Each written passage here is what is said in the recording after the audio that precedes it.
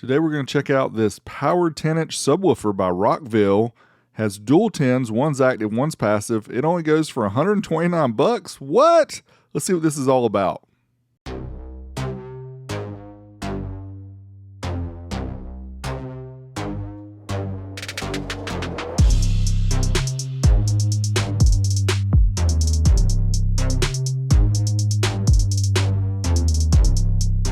Recently, I tested the JBL Bass Pro 12 and got some good feedback on that. It seems a lot of people like these all-in-one designs.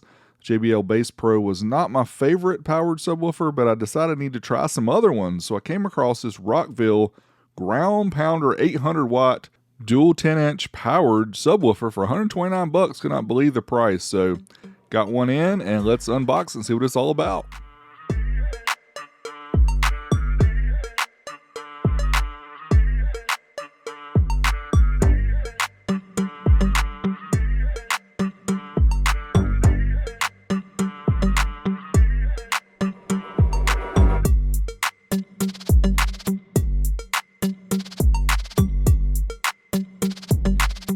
Here you can see the sub next to me. It's very, very compact. Let's take a closer look at the sub itself. Here on the front, you can see there are some adjustments. It does come with a manual, covers all the features, has a warranty card as well, has a mounting plate and a mounting bracket, which is nice, and some additional accessories as well as the harness, which plugs into the Molex style connector. It has your inputs as well as your power and ground and remote cable, and also the remote bass knob. On the front of the unit, you'll see the power protect LEDs as well as a phase control for 0 to 180, gain control, bass boost, low pass filter adjustments. On the back, we have the remote bass connection, the auto on, input level low or high, as well as a Molex plug connection with power and ground and your signal. Also a 25 amp fuse for protecting the amplifier. As far as features, it does have a die-cast aluminum enclosure, 10.5-inch subwoofer, 10.5-inch passive radiator. It says the amp is RMS power 200 watts. It is Class AB designed, RCA and high-level inputs, includes a bass remote, also includes a mounting kit, which is one thing I faulted the JBL Bass Pro. It did not have a way to mount it in your vehicle. As far as dimensions, for the height, 10.7 inches, 13.4 inches for the width, 8.7 inches for the depth. Now first up, we're going to do some SPL tests in a 1937 Ford. We're going to put this in the trunk. Going to run some sample tests here. First off, let's start at 70 hertz. Get ready, hold your ears, here it comes. Here you can see we got 126.9 dB at 70 hertz. Now let's drop that bass a little bit lower, go to 60 hertz using the wireless APM meter by SSA. Here we go.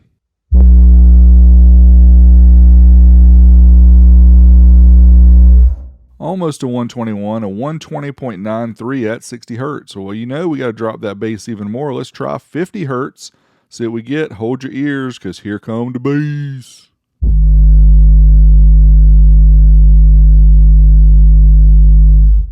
$118.19, obviously dropping in dBs here as we drop the frequency. Let's drop it a little more to 45 hertz. Are you ready? Well, here it comes.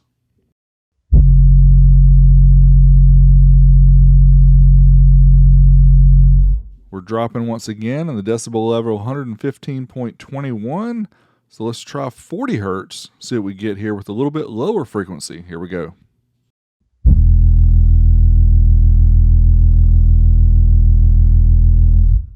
The lower we go, the more the bass fades away. 113.59 dB at 40 hertz. Let's try 35 and see what we get.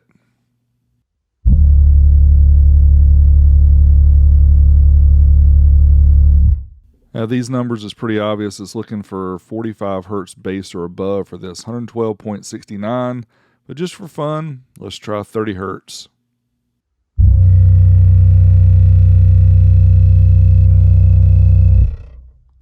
$105.32, not very good there at 30 hertz. We don't expect much more from this tiny box. Here are the results. The only one we can compare is the 70 hertz, which with the JBL we got right at 130 dB, so it's a little bit louder overall than this box. Now in order to test this Rockville amplifier, we're going to have to get inside of it.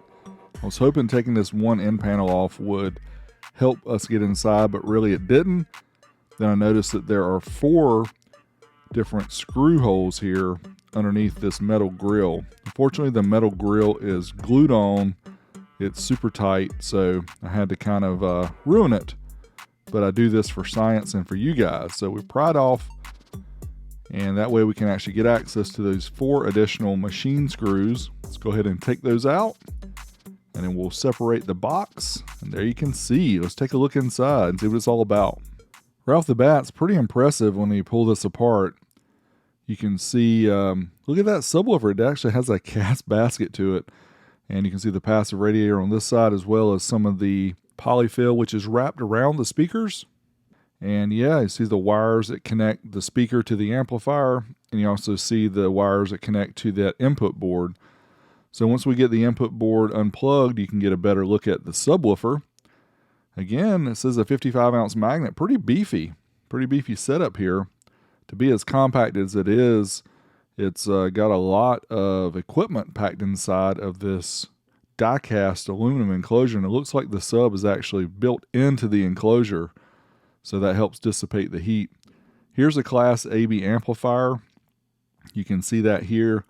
Not a whole lot to it. It is kind of curved, so it fits around the speaker. So we just get this speaker wire from the amplifier hooked up so that we can wire it into the amp dyno so that we can test out this amplifier and find out how much power it really does. Now let's fire up the good old SMD to More Engineering amplifier dyno to find out how much power we get from this amplifier RMS terms. If you've never seen these tests, on the left here you'll see the RMS power output in watts. In the middle, the ohm load. On the right you'll see the voltage of the dyno. We'll also show a remote clamp indicator so we can calculate efficiency. This here's my favorite part. First up, we'll test the amp at 4 ohms. We're not provided any ratings here. Let's see what we get. Certified test first at 1% distortion. Our voltage is a bit high. Let's counting up, and it stops at 82 watts, 14.74 volts. Let's reset the dyno here for the uncertified test, which will take us up to the clipping point. Again, the amplifier inside of this enclosure is Class AB. It's one of the real cheap ones. A lot of times you hear Class AB, you think quality, but these are actually the super cheap ones. Uncertified 95 watts, 14.69. Reset the dyno once again. We will try the dynamic test up to clipping. And it looks like we might hit 100 watts. Not quite. 96 watts, 14.79. Oops, 99. It did jump up there at the last second. Efficiency-wise, 48%. Class AB amp, that is expected. Now let's try 2 ohms where the amp is rated 200 watts RMS because the subwoofer inside is 2 ohm nominal. Certified test first to 1% distortion. Can we get that 200? No, 125, 14.62. What about uncertified? Can we get closer? Can we possibly get that 200 watts? Let's try it out. The suspense is building. The numbers are counting. Can we get there? Nope. 140 at 14.54. Even statistically, we can't get there. Dynamically, here we go. 154.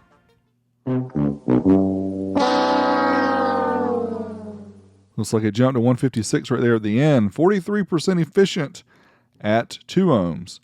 All this got me thinking, I'm not sure this built-in amplifier is capable of pushing these speakers to their limit. So what do you say we add a banana plug here on the outside so that we can hook up an external amplifier? I think it's a great idea. Why not? Drill into an enclosure, mess it up for somebody else. But yeah, again, we do this for science.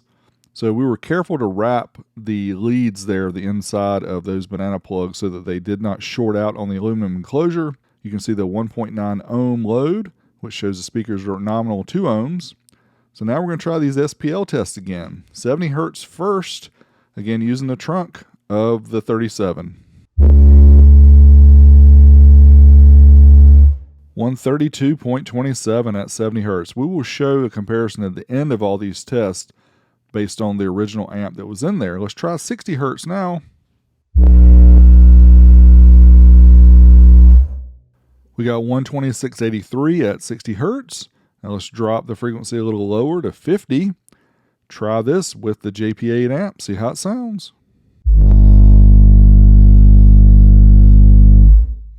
All right, 123.24. Now let's drop it to 45 hertz. Hold your ears. Here it comes. 120.51. Let's try 40 hertz. How low can it go? 119.11. Now we'll try 30 hertz. I forgot to do the 35 hertz, but here we go. Unfortunately, some undue rattling there gave us a bad measurement at 93 hertz. Overall, anywhere between 5 and 6 dB better using a JP8 amp. As I suspected, it does need more power to get the full output out of this subwoofer enclosure. Now let's listen to some bass tracks, see if it BUMP Doe. Here we go, bump it.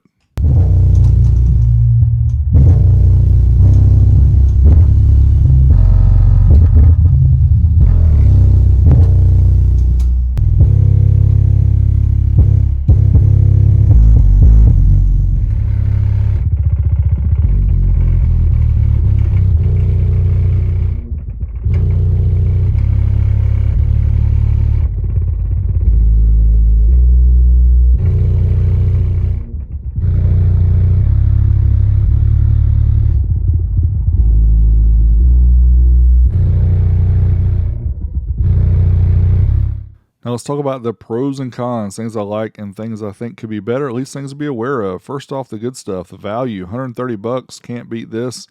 Compact size, it fit virtually anywhere. Plug and play means you don't need an external amplifier. Decent bass, you should expect bass about like a premium sound system in a car, not anything more. Remote bass is included for the adjustments, and it does include mounting hardware, which makes it easy to mount and remove from the car very easily. Could be better, it's not for bass heads, not that much bass. There's not enough power in this cheap Class AB amplifier. Needs to be a Class D in this case with more power. The bass remote is simple, doesn't really give you a whole lot of features, but I mean, it is what it is. For $130, how can you complain?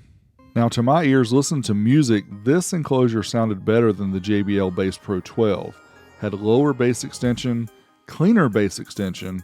Just overall, I like this one better. At half the price of the JBL Bass Pro 12, I mean, it's pretty impressive. If you don't need huge amounts of bass, I think it's all right. Till next time, Big D, I'm out of here.